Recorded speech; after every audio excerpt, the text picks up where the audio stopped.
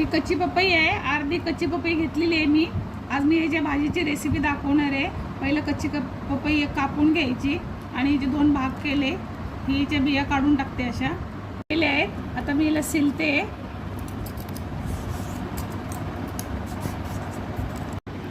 हे माझे कापून झालेले आहेत। आता याचे मी छोटे छोटे पीस करणार आहे। बघा हे कापून झालं आणि मी पाण्याने धुतलं, 2 पाण्याने मस्त स्वच्छ धुवून घेतलेलं आहे। आता मी याची भाजी बनवते।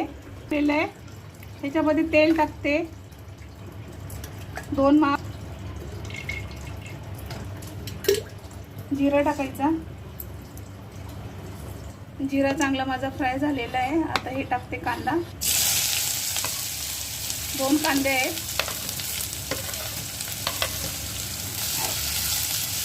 कांद्याला भाजून घ्यायचा, वाटलेला आहे, जाडसर आहे।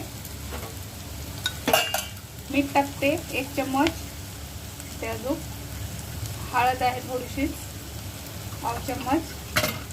त्याला भाजून घेते। भाजलेला आहे माझा। आता 1 टोमॅटो टाकते, हे पण असं लांब लांब कापलेले आहे।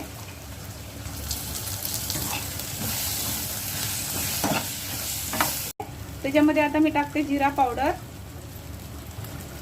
1 चमचा आणि हा धनिया पावडर 1 चमचा। हे तिखट मसाला आहे, नॉर्मल तिखट आहे, 2 चमचे। पाणी अजिबात टाकायचं नाही आहे भाजीमध्ये, आपल्याला वाफेवरच भाजी बनवायची आहे। मसाले पण काय असे खूप जास्त काही नाही आहेत, नॉर्मल मसाले आहेत, प्रत्येकाच्या घरामध्ये असतात। ही रेसिपी बनवून बघत जा।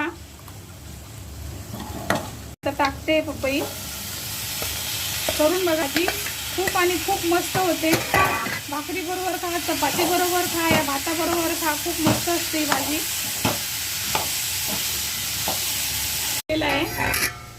आहे पाणी अजिबात नाहीये, ताट असं ठेवणार आहे आणि वरतून पाणी टाकते 1 ग्लास। हे 1 ग्लास पाणी आहे आणि गॅस एकदम मीडियम साईज आहे। हे बघा, ही माझी भाजी झालेली आहे, मस्तपैकी शिजून झाली। अशी रेसिपी करून बघा एक वेळेस, एकदम साधी आणि सिंपल भाजी आहे।